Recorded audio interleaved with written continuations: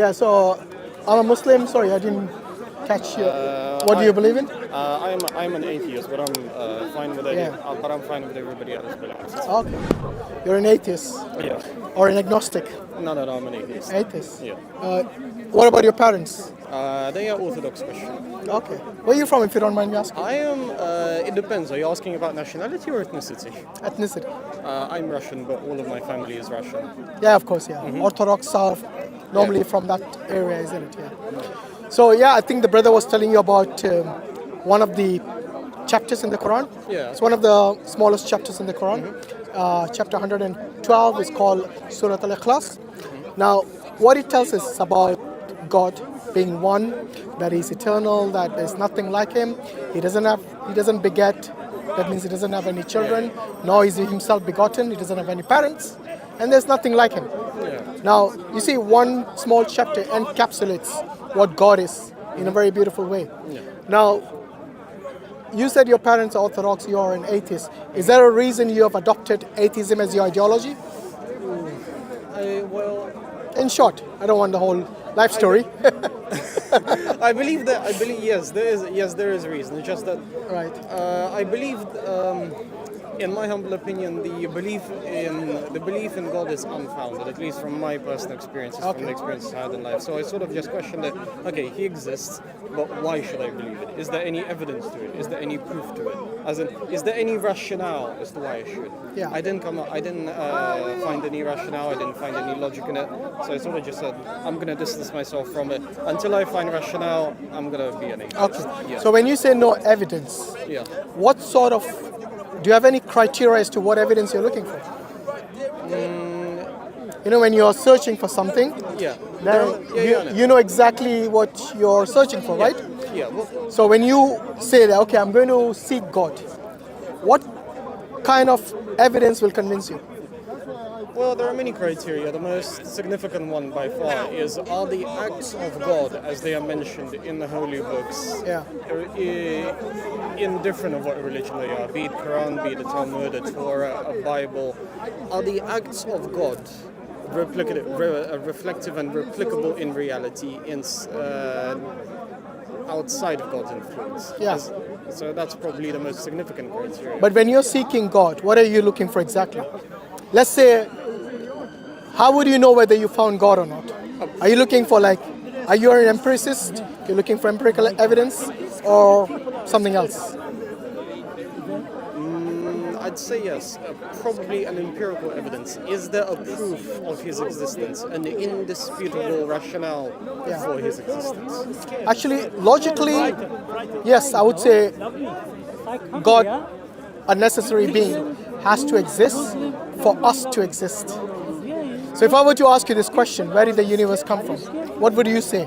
As a person who seeks rational answers, just like you, I would expect a rational response from you. Where did the universe come from? How would you answer that? I don't know where universe came from. Okay, so that's appeal to ignorance, or you're just saying I don't know the answer, which is not really an answer. It is you saying I don't know. It's less so that I do not have a concrete answer as to where the universe came from. You have any response to that question? Where did the universe come from? Concrete or otherwise? Because I don't know is not really an answer. You know what I mean? That's a very interesting question. There are many ways to go about it. Okay, give us your best shot. Universe came from something. Which is? That would be. What would that something be? I don't know. It could have evolved from something else. Conceptually speaking, it could have came from a previous state of unrecognizable universe. Yeah, but that's still something, right? Yeah. So where would this go? How far back can you go? Billions of years back. I have no idea. Okay. For a person who looks for rational answers, that is a speculation. Do you agree? Yeah. So why didn't you apply the same standards to seeking for God rather than? You see what you did there? You are expecting rational response for questions about God. But when it comes to our own existence, in fact, your own existence, you're okay with speculations. More or less, yeah. Is that fair? To answer your question, no, not really. Applying Absolutely. speculation to one. Good. So at least you're honest, because there are many I've come across many arrogant atheists who would never acknowledge, even after they gave that response, from speculation. Look, there's a principle in science that everything that begins to exist has a cause. Yeah, I know. Would you agree with that? Depends on the thing, but yes, you look, majority of things. Yeah, exactly. You look, in fact, not majority. Everything you look in your existence that you are aware of, all of it has some cause. Yeah, whether it's a fire, boiling water, or it's your birth itself. Yeah, there's always something that precedes it. Well, I'm a scientist, I know. Yeah, so you see what I mean? Sorry, what side of scientist are you, if you don't mind me asking? Molecular genetics. I'm not really. Oh, very I'm not really into physics and all of that. Well, I do. Well, I do like to study physics, but it's not my. No, that's fine. That's fine. I'm glad actually. A lot of Russians are well educated in certain of this naturalistic science. But you see, if everything is based on naturalistic science, there are many things which are still unanswered. For example, if I were to ask you, where can you prove to me with empirical evidence of the existence of your consciousness? We don't, well, no. See what I mean? We don't, for one, we don't really know what consciousness is yet. No, but we know it exists, right? Yes. Otherwise, you wouldn't be speaking to me, nor would you be studying science. Yes. Yeah. So, what I'm saying is that if there are metaphysical things which we already agree and acknowledge that they exist without empirical evidence, then why can't you do the same for the cause of this universe? Which, look, if you don't want to call it God, that's fine. Because I think it carries baggage when many atheists bring up the term God, they switch off. And I don't want to do that to you. You want to call it supernatural entity, supernatural being, yes. If you want to call it a designer, intelligent designer, that's fine with me as well. But what I'm saying is that this cause has to not be dependent on the effect. So we believe that the cause of the universe cannot be the universe. Yeah, because the universe didn't exist in the first place. It began to exist at some point. So what we are saying is that it has to be outside the universe. Not only that, it has to have a will and the ability to create. Yeah? And it's, look, if these are if we narrow it down to this as the simplest attributes or the most basic attributes of this necessary being. The reason I use the term necessary is that because the universe wouldn't have existed otherwise. If you went that there is a universe before that and a universe before that, you get this infinite regress, which is again a logical fallacy, isn't it? You cannot have something come out of an infinite regress because it doesn't really apply in real life. There was always a first cause of that. Yeah? So I always give the example of, let's say you had an infinite queue and you were in this really massive infinite library and you were waiting in a queue to get a book. And this queue is infinite. Would you ever get a book? No. Why? Because it just goes on and on and on. It never ends. So it has to end somewhere to eliminate this fallacy of infinite regress. This logical impossibility, impossibility logically. But that's assuming infinity cannot exist. Do you believe that infinity can exist? Give me an example of infinite. I don't know. Well, for one, the existence of the term infinity itself. Yeah, because infinite is a. How many numbers are there? Do you know where? So numbers are abstract, and infinity, the term itself belongs in that number system, which is abstract. It is to denote something which is uncounted, countless, something that is countless, isn't it? Yeah. Similarly, I would say zero is an abstract because you cannot see nothing in existence, can you? It depends on the scale of existence we're talking. No, nothing doesn't really exist. It's an abstract. It's a construct. It's a concept actually. Yeah? Because I don't know, how would you define nothing? Normally it's denoted by a zero, but how would you actually define it? Well, we could say that nothing is the absence of everything absolutely. But, Brilliant. But I could define it as nothing is another form of something. Because let's look at it that way. No, we're talking about absolute nothingness. And the answer which you gave, is it possible? It's perfect. Yeah, but is it possible for absolute nothingness to exist? No, it doesn't exist. That's why it's just a construct. True. But you see what I mean? Yeah. It's an idea. It's a concept. But another way to go about nothingness, in my opinion, and just hear me out, is sure. A nothing is another form of something. Because let's look at it that way. Let's say we have this pocket of air, right? let's say there's a pocket of air in my hand. Yeah. You cannot see the molecules, you cannot see the atoms, right? So you assume there's nothing in it. Yeah, of course. Once you zoom in, you begin to start seeing things. Yeah. And if you begin to zooming in continuously, Yeah. you realize that there is no nothingness in it. No, we use this in everyday life. Yeah. So if you're telling a child like, oh, I've got something in my hand, but then when you open, there's nothing. The child realizes there's nothing. So which is a perfectly good example of an everyday life. But what I was referring to was absolute nothingness, and the definition you gave was spot on. The absence of everything. Absolutely. And this is what absolute nothingness is. So if somebody says that the universe came from absolute nothingness, which doesn't even exist in reality, then that's not an answer either. Because absolute nothingness cannot give rise to something like an atom or a molecule, let alone the entire universe. Yeah? So what is the logical plausibility? What is the logical response to where the universe comes from? Yeah, we would say that it has to be an agency which with at least those minimum characteristics, like the will, the ability to create and so on. And obviously it has to exist eternally, because then it itself cannot be something that is created. You see what I mean? Then again you'll end up with that infinite regress thing, like who created this, who created this?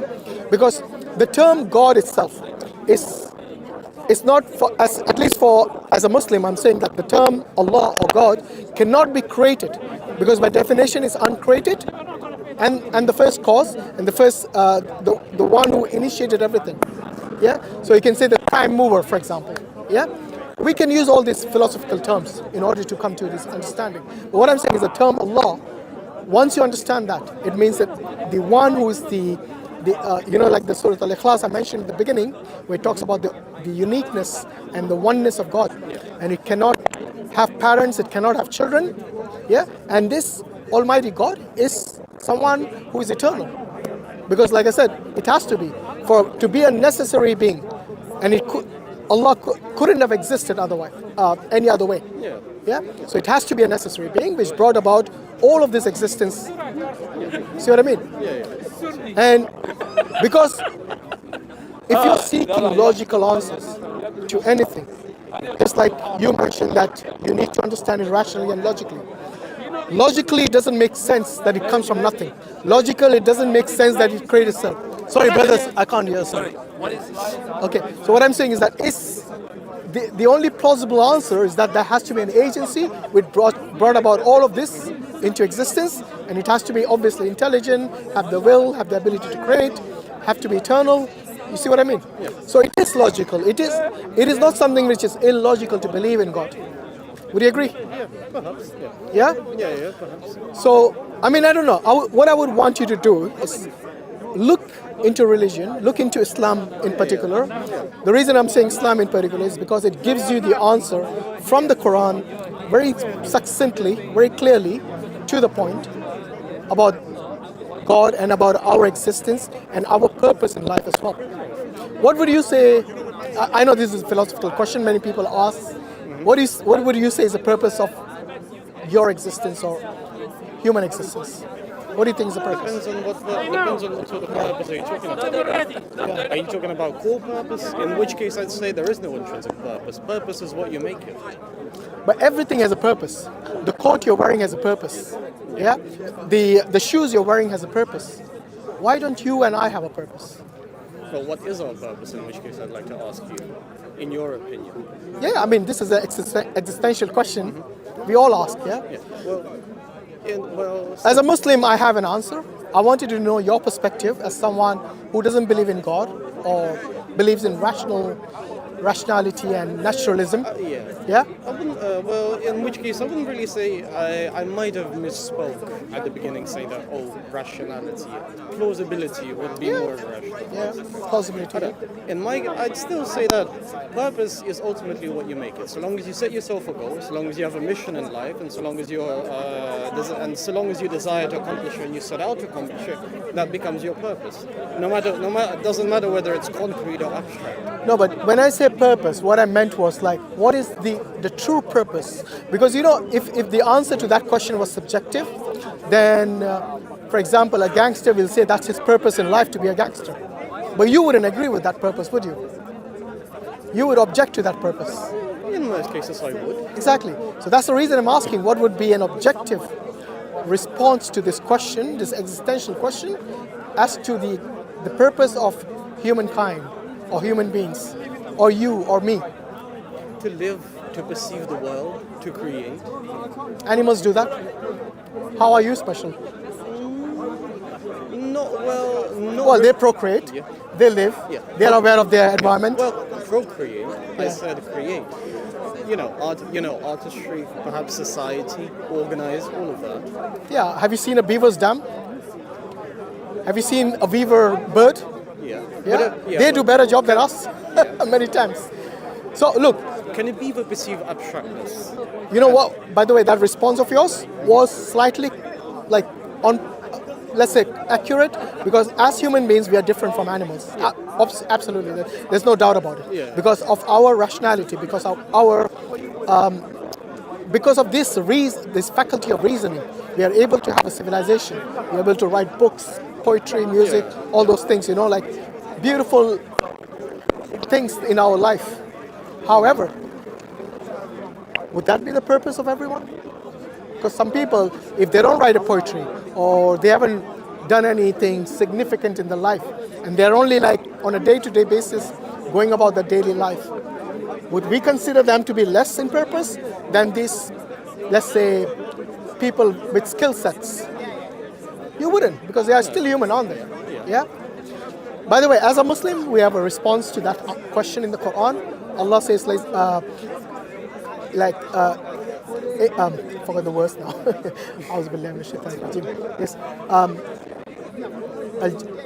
وَمَا خَلَقْتُ الْجِنَّ وَالْإِنسِ إِلَّا لِيَعْبُدُونَ. So this is an ayah in the Quran. Allah says that we have created the jinn and the insan, the humankind, to worship Allah. But what does that mean? It means we submit to the will of God. What does that mean? It means the do's and don'ts which He told us in the Quran and of the hadith as well, which are the sayings and narrations of the Prophet, peace be upon him, is something that we have to abide by. Now, you'd probably ask, what is that? Why should we abide by that? Why not live the life? Because I'm not hurting anyone. I'm going about my daily life in a legal way. I'm a model citizen. Why would I have to obey God? Yeah, you'd probably ask that. The answer to that would be like, what you consider as good or bad is always going to be subjective. Somebody else will always going to disagree with you. Yeah? At least, let's say there are core beliefs which everyone will agree with, but even that, some will disagree. Like, for example, if you look at the current situation in Palestine, yes, most of the world are completely oblivious. Not oblivious, but they're ignoring the fact that babies are being butchered and killed on a daily basis, and they do nothing about it. They even go to the extent of justifying it. You see what I mean? Yeah. So everyone will have some some say in what is good or bad, and they will try to justify it based on their own whims and desires, their own interests, their own agendas. The reason we say that we have to obey Allah and worship Allah is because He is the best arbitrator, He is the best judge, who objectively tells us, because He's created us, He tells us what are the do's and the don'ts without any agenda or something based on selfishness or based on your own interest or something. Because He doesn't need us. We need Him. It's the other way around. But you see, in this world, there are people who try to justify because they have certain powers, they have certain, maybe they are rich, maybe they have got some status, and they're able to assert this on other people who are less than them, who has the less capacity, either in financially or in power or whatever it is. And they can always impose their ideas, their agendas on those less fortunate people. Yes, less fortunate in terms of the power and the richness or the finance that they have. But what I'm saying is that when it comes to Almighty God, He's not going to be unjust to anyone. He's going to be just with everyone. Regardless of whether you're a Muslim or non-Muslim, He's going to be just with everyone. Now, one thing that is certain for everyone, regardless of whether they believe in God or disbelieve in Him, is death. Do you agree? Yeah. Everyone. This is one certainty No one can deny. Have you ever thought about it? What would happen to you after you die? I have thought about it, yes. And I haven't came up with a conclusive answer, to be honest. I don't know what happens after we die. Be it we go to hell, be it we go to heaven. Perhaps there is no hell. Perhaps there is no heaven. Perhaps we stay forever in this limbo of nothingness. right, which doesn't exist. I was expecting you to say that. I catch on quick. So, okay, let's say if that happens, yeah? Let's say you and I die and we become dust to ashes, depending on how you want to be, treat your corpse when you die. Because some people prefer to be cremated, some people prefer to be buried. Okay, so regardless of that, let's say we both die and that's the end of it. Okay, so neither you lost anything nor I lost anything. Yeah, because whatever life we lived, that has passed, and then we just end either 6 feet under or burning to ashes. Yeah, regardless of that, we come to an end. Neither of us, lost anything in that case. Yeah. But now if we flip that coin, flip the situation. You and I both die, and there really is an afterlife. There really is God and angels and hell and heaven and accountability and the day of judgment. All of that comes true. Who's taking the bigger risk? The one who prepared for it in his life, or the one who never went through any effort to prepare for that afterlife? Well, naturally, the one who's unprepared will be taking the risk. Yeah. Now, who's the one who will be better off in that situation? Obviously, the one who prepared for it. Yeah, because that person tried to minimize the risk. See what I mean? Now, that is another rational reason why you should believe in God. Yeah. Yeah. I don't know. And don't forget. Imagine that life is eternal, unending. Would you really want to take such a great risk? Well, I don't know. I'm the kind of person who will stand by his beliefs. If I'm wrong, I'll take my punishment gracefully. No, but it's not. I don't think taking punishment is graceful in any manner or way. Punishment is supposed to be embarrassing. It's supposed to be a punishment in order for you to realize your mistake. There's nothing graceful about it. So if a judge, puts someone behind bars, that's not graceful. Well, the punishment itself. The fact that you have been found to be guilty is the reason you're punished, number one. Number two, it is to show you that what you have done is wrong, and this is how you will be held accountable. And number three, it's not something for you as an individual of morals to be happy about. Doesn't mean the punishment itself isn't graceful. Sure, it doesn't have to be graceful for me to take it gracefully. If I'm wrong, you will have no choice, my friend. Sure. Yeah.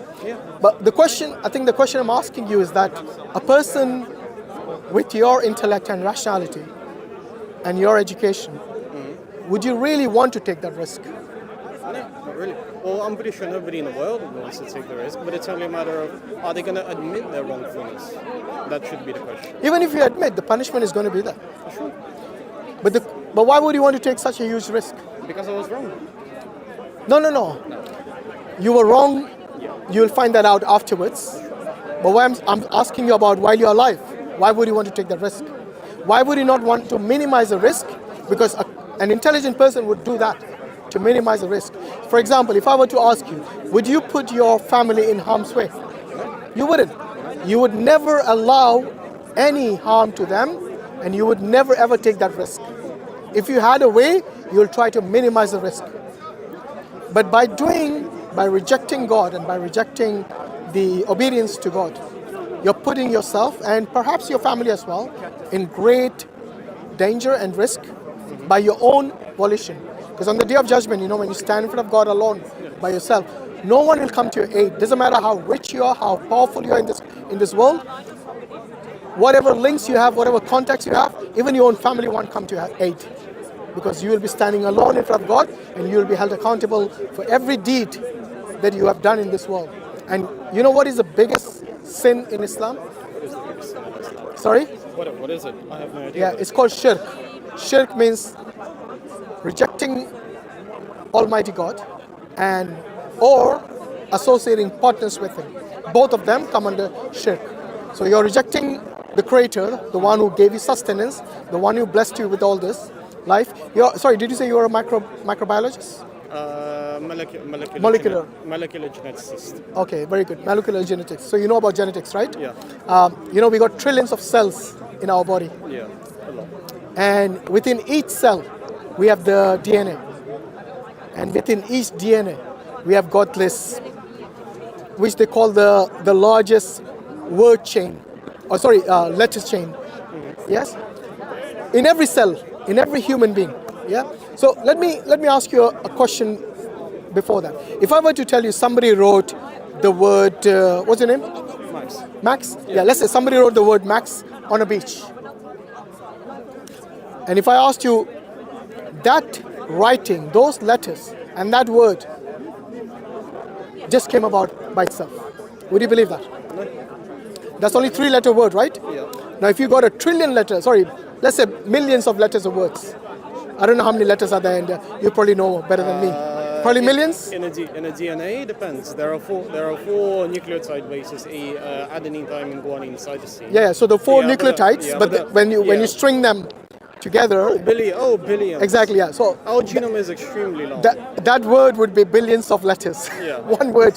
Now that one word is available in every single cell of our body, which are trillions of cells. Yeah. And if you talk about billions of people, and billions of people ahead of us, all of them, they match. That one letter matches in every one of them.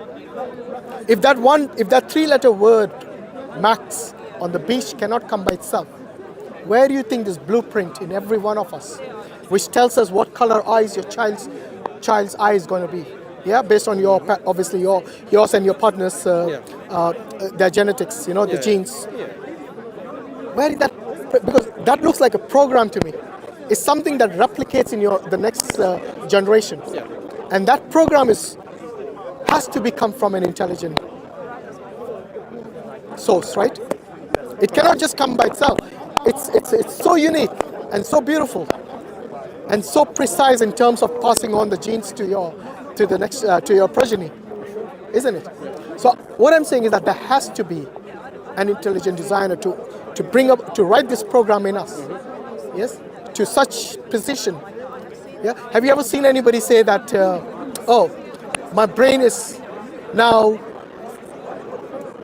doesn't have the capacity to store information anymore?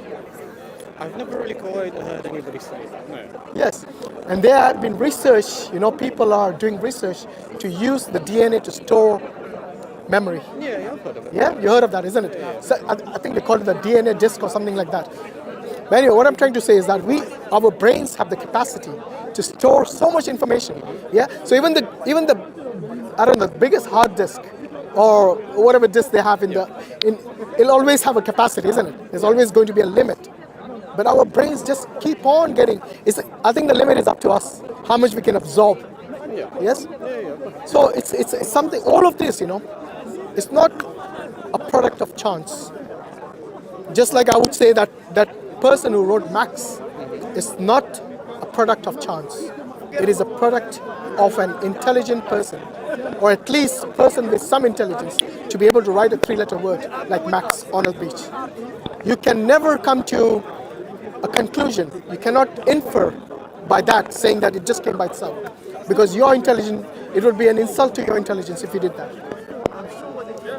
Well, there's a high probability it didn't come by chance. There's still a probability that it might have come by chance. We haven't seen any such thing. After all, yeah. Do you know that when have you ever heard or seen a person when they look up at the clouds, they see a certain shape? Yeah, they do. Yeah. Does it mean that the cloud has that shape, or does it mean, or when you ask some other person and they look at the same cloud, they see something else? Does it determine the objective shape of the cloud? No. In that, this is comparing apples and oranges, and I'll tell you why. Because that shape determination or your assumption of that shape is based on your observation, nothing to do with the cloud itself. So what you perceive with your observation, it reflects on you rather than the cloud. The cloud is going to be the same, but 100 different people will have 100 different perceptions of that cloud, isn't it? So what does it reflect? that the cloud hasn't changed, but your perception has. But what I'm talking about is something which is objective and is reasonable to see, and to even by, like you said, as a scientist, you would be able to observe this in everyone, and then come to a conclusion that they all have the same kind of sequence of the DNA. Yes, it might not be the same in every individual, but at least you see the sequence, that long word of billions of letters. Yeah. In which case, allow me to ask you. Yeah, sure. You said that that billion letter word, it couldn't have come by chance, right? Yeah. See, in genetics we have something called a de novo mutation, a mutation that isn't seen in the parents of an offspring anywhere. Right. Yeah. It's completely new, hence why it's called de novo. Hence it's called a mutation. Hence it's called a mutation. Yeah. But say an offspring has that mutation, right? That single letter change. And that mutation causes lethal cancer or lethal kidney cysts, right? Yeah. That arise, or some anomaly in your body spontaneously, yeah. right? Has that mutation came by chance? Does it have a purpose? I think it has a reason. So a geneticist or a doctor who is expert in that field will be able to tell you why that happened. Yeah. They might not have an answer now, they might have an answer later. But what you just mentioned, that example is a good example of something which is an exception to the rule. Do you agree? Yeah. The reason you have that genetic disease, whatever it is an exception to the rule, and it's not the rule. And a healthy person wouldn't have that anomaly. Mm-hmm. The reason you identified the anomaly shows you that's an exception to the rule. Mm-hmm. The example I gave you about every single cell in your body, in every human being, has this certain number of, letters, which are billions, like you said. Yeah? And this is something we see in everyone. And that is the rule. That's not the exception.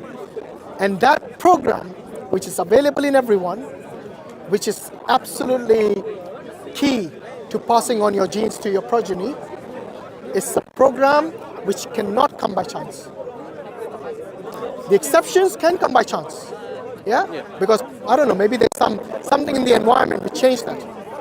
Could be anything. I don't know what it is. I'm not a doctor, neither a geneticist. But at least logically, I can tell you there's an exception. You agree? Yeah. And that's why I'm saying that program in everybody's body, which is a rule, which every cell in your body has, it cannot come by chance. Do you agree? Yeah. There's a high probability that it come by chance. In any case, I've got an exam tomorrow. Of course. I need to go revise. But it was really nice speaking to you, Max. Yeah, it was really nice speaking to you as well. What's your name, by the way? My name is Hashim. Our channel is DawahWise. We have just I've recorded seen this. your channel like a couple of times. Yeah. So, look into it. Like I said, you seem like a person who has got an open mind. Even though you call yourself an atheist, I personally think you're an agnostic. Perhaps. I don't know. Because every time you use the term plausibility, possibility, it shows that you are not saying for certain there is no such thing, which means you keep your options open, which only implies that you are an agnostic, which means you sit on the fence because you're not sure yet. Yes? And I pray to God, Allah Almighty guide you to the truth. Yeah? And this is a prayer for the goodness of you rather than, putting you down or mocking you or anything like that. And that wouldn't be our purpose. Our purpose is to convey the message. We say the guidance is always in the hands of the Almighty. Yes? Yeah. So, have you got a copy of the Quran? I do believe I have a copy of the Quran somewhere, yes. Shall I give you a copy if you want? That's fine. I have it somewhere among my bookshelf. I just need a pinpoint of it. Okay, no problem. So, do you live in London? Or? Yeah, I live in London. You live, So, we are here on Sundays. You can come and have a discussion. Maybe read the Quran and then come back with questions, if that helps. Yeah? Perhaps I will. All right, Anyway, Max. You take care. All the best. Thank you very much. Yes, have a lovely evening. Thank you. Make dua Allah gives brother Hidayah. Jazakallah khairan. Assalamu alaikum wa rahmatullahi wa barakatuh.